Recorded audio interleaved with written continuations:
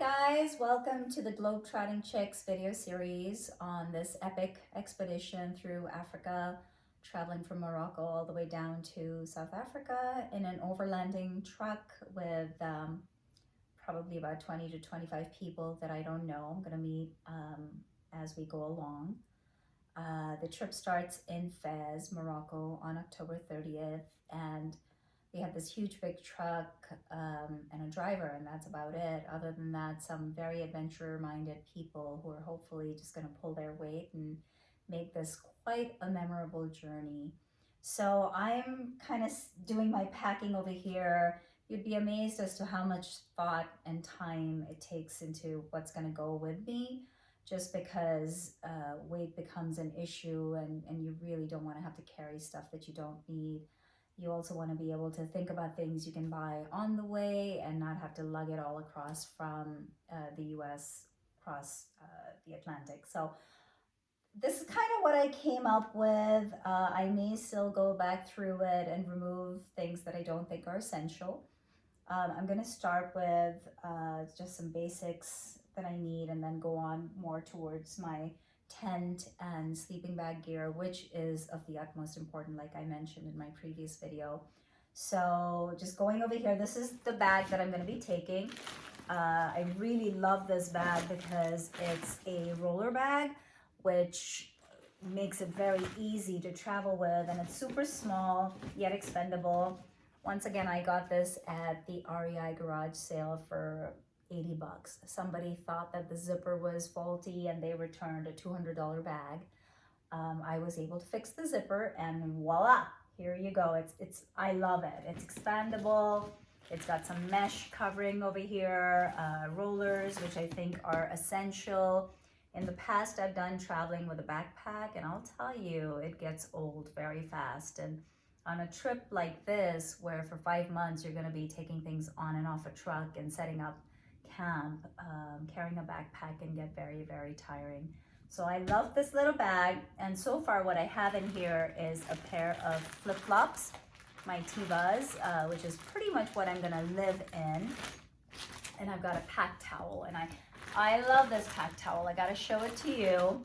So this guy, that's all it is. That's going to be my towel for the next 5 months. What I love about it is that I've had it since 2002, and I've taken it on every single backpacking trip, and it's still as good as new.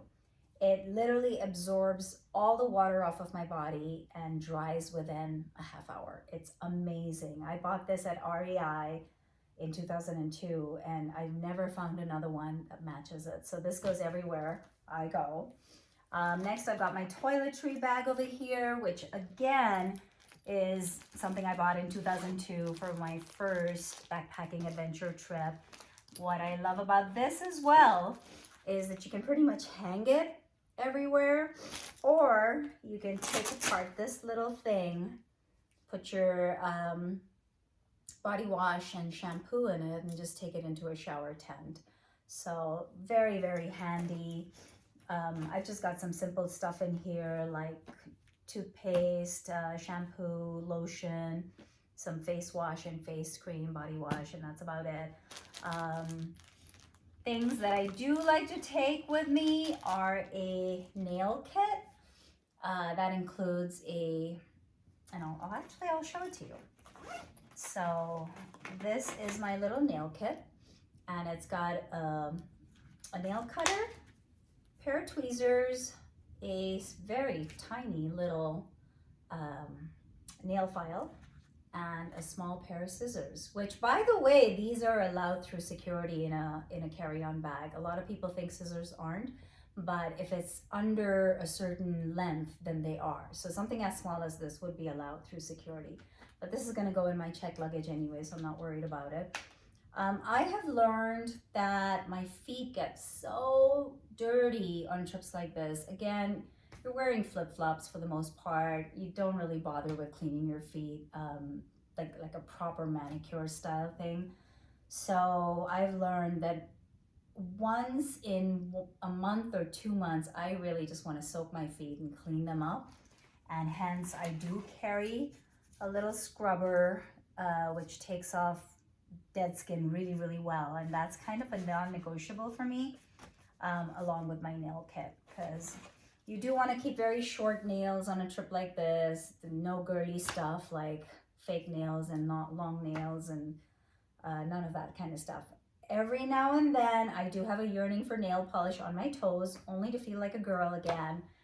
And on a trip like this, we'll just have to see how long I can go without having that craving. So we'll see about that. Then I've got toilet paper. I usually just carry one roll, kind of scrunch it up, and I'm gonna put this in a Ziploc bag. It should work pretty well. If I run out, there's always water. So, you know, when the whole COVID thing happened and people were running and getting toilet paper, that's very much a Western world concept. In the Eastern world, people just use water and they wash their hands really well thereafter. So it's an option. It's not my favorite option, but it will be an option, and we'll see how that goes. I don't want to carry more than this because, again, it's going to take up a lot of space and I don't want to have to deal with that. Somewhere in West Africa, we might have access to toilet paper. I'm not really sure just yet, so I'll talk about that a little more as we go along. Then I've got my little, this is a buff headband. And what I like about this is that I could just kind of put it around my neck. Now that I have short hair, my back of my neck's gonna get pretty well burnt in the African sun, and I don't want that. So this works well to protect the neck. You could even, you know, dip it in water and keep your neck cool that way, or you can use it as a mask. So that works really well, or I could use it as a headband. So between all of that, this was a super great buy. I got it for like $6 at REI because somebody didn't want it. So all the more for me. Now, coming back to my medicine cabinet, this is going to be the most important part of what I take. I put in a lot of thought and effort into preparing my medicine cabinet, mostly because I have a history of asthma. And the last time I had a super severe asthma attack and I almost died was when I was about 7 years old in Nigeria. And thanks to my mom, who's a doctor, she was able to give me a shot right away that saved my life. But ever since, I have a bit of a fear of not being able to breathe, and hence I carry everything that I think I need. And it's better to have it and not need it than not have it and need it. That's my theory on meds.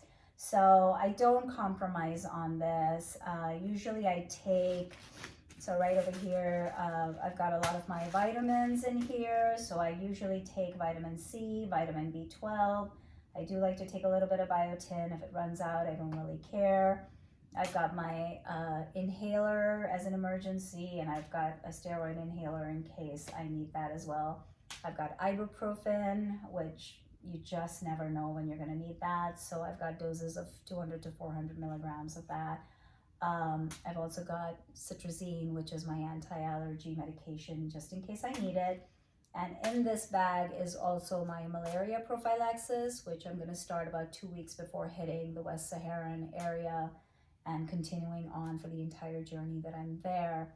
Speaking of malaria, I am carrying a fair amount of mosquito repellent, about 2 or 3, just because at night that becomes an issue, and you want to make sure you're either wearing long sleeves, long pants, or at least having some kind of mosquito repellent on you. And it's super important because malaria or dengue can be prevalent in those areas. So that's my first medicine bag.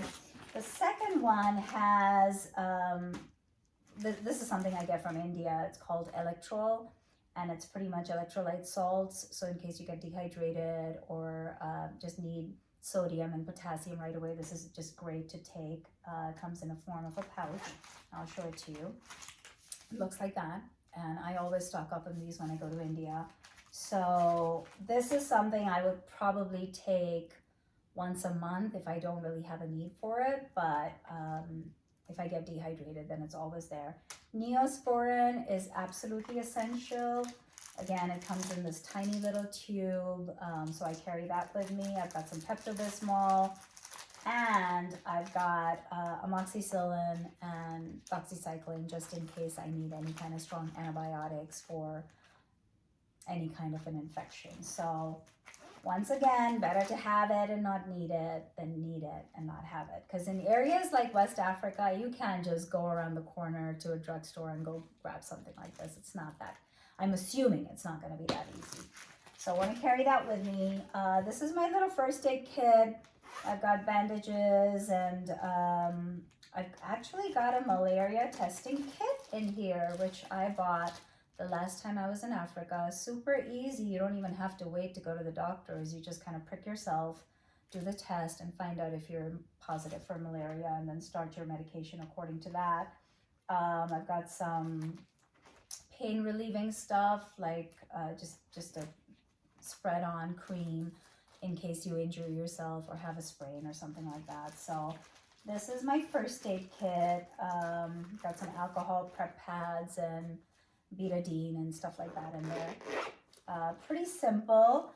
I do like carrying an ACE-RAB bandage. I'm a little undecided on whether I want to add this to my medicine bag or not, but I do have a history of rolling my ankles pretty easily, so chances are I'm going to take it with me, but I'm just going to take it out of this and wrap it really, really tight so it doesn't take a lot of space. So that's my medicine bag. The other thing that I'm going to show you is this Scrubba wash bag, which was probably one of the best investments I made about 10 years ago when I went on one of my backpacking trips. This little guy acts as a dry bag and a wash bag, and I absolutely love it. It's Australian technology. Just put all your clothes in there, you fill it with water. It's got some a bit of a rough surface over here that you can scrub your clothes against and give them a good wash. So I love to take this bag with me. I usually carry a little bit of kind of environment-friendly laundry concentrate. I've got a zip line in here in case we're setting up camp and need to hang your clothes. Not a zip line, it's a clothes drying line. Too early in the morning, I can't think of what I'm saying here. Along with that, I also take a little bar of hand wash, laundry wash soap. Super convenient. Got this in India. It's a great size, and it was less than like 5 cents. So I love it. Love it, love it, love it. So this is my laundry bag and medicine bag and toiletries. Now coming over to my clothes. I love to take a space-saving bag, which I can just roll up and stash a whole bunch of clothes without taking up a lot of space. And on this particular trip, I don't want to do that just because I don't want my bag to get too heavy. Sometimes there's a tendency to pack a lot if you can save space, but that just makes the bag heavier, and I don't want to do that. So I'm going to take these clothing cubes instead, which are super easy and they keep my bag very well organized. So I've got one for my underwear. This has like a couple of dresses in here as well, super lightweight, just in case we're having a nice evening out in the boonies somewhere. But I'm going to be taking about 4 pairs of underwear and 2 or 3 bras. That's about it.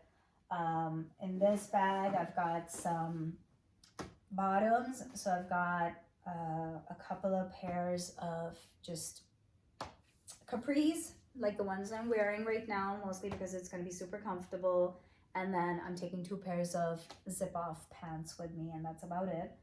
I am going to take a pair of shorts as my night suit because it's going to be really, really hot in places, and if it's cold, I'll just wear my capris. So I don't want to carry too much, and other than that, I am going to be taking a rain jacket that I've used TechGuard on just to kind of make it waterproof. I'm going to be taking a little beanie, gloves on days that it does get colder. You never know. We're going to be going through regions that might have some elevation. I'm actually planning on climbing Mount Cameroon, I hope, maybe. So I want to have some warm weather stuff. For me personally, one of the worst things in the world is to be cold and not have the proper gear. So even though it's Africa and chances are it's going to be super warm because it's going to be their summer as we go along in October, I still I need the security of having something warm in case I need it. So I always take my fleece jacket with me as well. The other thing is it helps on the plane because planes get really, really cold. So that's pretty much my clothing. I'm going to be taking a couple of sleeveless tops just like this one. I do like to carry sleeved tops, so I have about 3 of those. 2 long sleeve ones and one is a little hoodie. Super soft material. I love it. This comes in handy when it gets dark because the mozzies come out, and so you really want to keep your skin protected and covered just so you don't get insect bites. But the other thing that I love about long sleeves is even in the Saharan sun, it's so intense that I could get burnt even though I'm so dark. So I prefer wearing something with long sleeves and protect my skin, even though it may be really, really hot and uncomfortable. So that's something I'm gonna have to toy with a little bit and more you're gonna see. So that's about it as far as my clothing goes. I've also learned to carry a very small little pouch just to put some money in case we're going into the city and I don't want to carry a huge big camera bag or anything, or my back day pack or anything like that. So I always like to have this. And inside this, I keep a little fold-up bag, which becomes pretty big, super lightweight. But again, if I need to go into a city and need to buy stuff, then I can just always carry this with me. So I do like to have that, and this is something I've used on all my backpacking trips. Being a girl, it comes in handy. Don't judge me. All right, coming to my camping gear over here. So water bottle, super important. I like to have a wide rim water bottle so I can use my SteriPen, which is going to be my main way of filtration of water. This works with 4 batteries, AA's, and it's basically ultra white light that you just kind of roll around in the water for about a minute and it sterilizes your water. I've used this for the past 20 years. I've had this guy for 20 years and never had a problem with it. I've used it everywhere in the world, from the waters of Patagonia to Nepal, and I've never had an issue with it. So I love this guy. I'm also going to be taking rechargeable batteries with me for that very reason, because I just want to be able to recharge my SteriPen as I go along and not have to buy new batteries every time. The other thing is, out in the boonies, it's not that easy anyways. This is all going to be bush camping, so you've got to be pretty well prepared for that. So I've got my carabiner on my bottle over here. Hopefully I can just snap it onto my day pack. I have learned that it's important to have one of these bags, only because it makes it so easy to carry water if you're going for a short walk or a little hike or anything like that. We're not talking about a big hike, obviously, because in that case you'd need a CamelBak, and I'm not taking my CamelBak on this trip because it's not an active hiking trip. It's more of a bush camping trip. I also like to take a little vapor bottle which packs really thin, super lightweight, and has a little attachment over here so you can clip it onto your day pack, and you can fill extra water in this. So this is my water gear. I'm gonna take some TheraBand just in case I get bored, need some exercise. Super lightweight, packs down really thin, so this is going with me. It's 5 months. I don't want to lose muscle mass. We'll see about that. I already talked about my cocoon. This is my little sleeping cocoon, super soft material, cotton. And I think I'm going to be using this for the most part instead of a sleeping bag, mostly because I think it's going to be hot. but in case it's not, then I have my sleeping bag, which I'll show you packed down really, really small. I've got an inflatable pillow. Mostly people, in order to save space, will just roll up their fleece or their down jacket and sleep on that. For me personally, 5 months of sleeping on that is going to be really, really tough. And so I would rather take a small inflatable pillow like this and just have a comfortable night's sleep. So, and this is going to go with me on the plane, so I'm not too worried about the space with this guy. My tarp I already showed you. It's a little on the heavier side. I haven't quite figured out how I'm going to pack this. I've got the little 5 extra pins for my tent. And this was my Thermarest pad. That was the one that was laid out really big, and it packed down this small. So again, key, essential for comfort at night. You know, if you're doing this for a month or 2, it's not so bad. But when we're talking of 5 months of camping, exhaustion does set in. So having comfortable gear to sleep in, I think, is really, really important. My sleeping bag, again, packed down really, really small, as you can tell. I love this guy. This, again, was bought for $85 on sale at REI. So as you can see, a lot of my equipment over here is super cheap. I'm not spending a whole lot of money, and REI is the best place to go and look for some of these deals. They should give me some kind of kickback for all this advertising I'm doing for them. Anywho, and last but not the least is my tent over here. This guy is kind of heavy, but I don't have a choice on this, so I'm going to be carrying that and figuring out a way to pack this all in. Last but not the least, you are required to take some form of rain protection, which I was saying was my rain jacket that I reinforced with Tech Guard water repellent. But I've been in areas where it's rained a lot and it just gets exhausting. It just beats you down. So I'm kind of debating on taking a lightweight poncho with me. I haven't figured it out yet, but if I have this, it would just make life easier. So this is an option depending on what happens when I actually start packing up my entire bag. So we shall see what happens. So that's about it. That's what I'm taking as far as my big bag goes. And then I'll do a separate video on my camera gear and my day pack. So thanks so much for watching, and keep posted on all the other videos to come. Bye-bye. Have a great day.